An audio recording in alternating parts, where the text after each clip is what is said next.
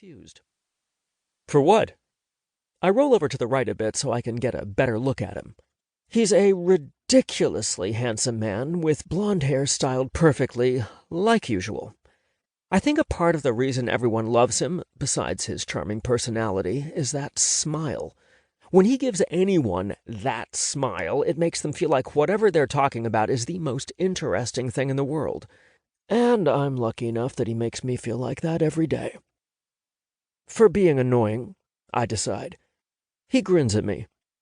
The only annoying thing about me is how annoyingly handsome I am. I honestly don't think Seneca is as narcissistic as he pretends to be. I believe he does it just to amuse me because I like telling him that he cares too much about his own looks. He was complaining because you were late. I walked in and went, "I love that tie. It really brings out the color in your eyes." And he just smiled. "You're such an ass kisser." "The only ass I enjoy kissing is yours," Seneca says, then blows me a kiss like we're 5. I sigh and turn back to my computer. "Catch it, Chevy," he says as he looks aghast that I didn't leap up to grab the imaginary kiss. "I need to work." "Catch it," he orders. I point at the computer. I think I should work.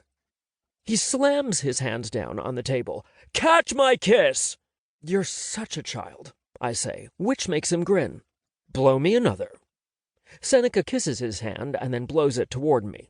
I catch it and scrape it off my hand into the trash. He stares at me in shock as I try not to grin. "You did not!" I did. I'm trying unbelievably hard not to grin at the look of horror on his face. He gets out of his chair and comes around to my side. "Take it out of the trash!" "No," I say as my grin escapes. "Go away, get work done." He picks up my empty trash can and holds it in front of me. "Look at it! Look at it in there!" I push my chair away from him. "I refuse," I say as he continues moving toward me until he has me backed into a corner.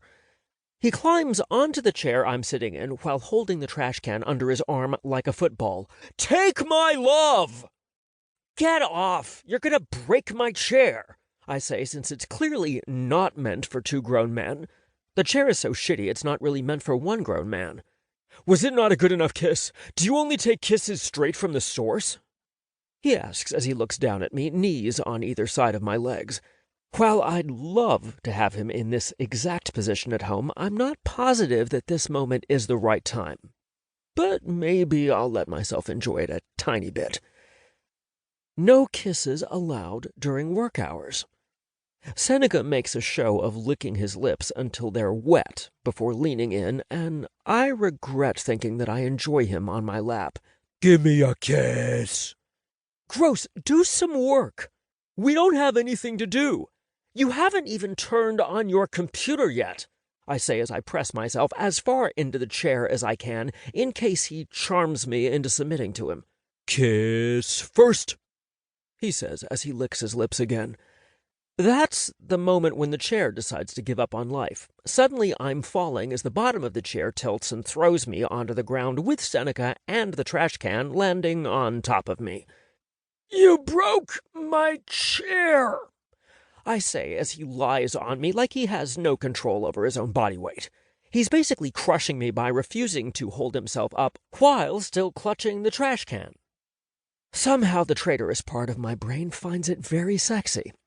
But how my man crushing me with his weight is sexy is beyond the logical part of my brain. "If you wanted me on top of you so badly, you should have just told me," he says. And now, since I have nowhere to run, he gives me a gentle peck on the lips.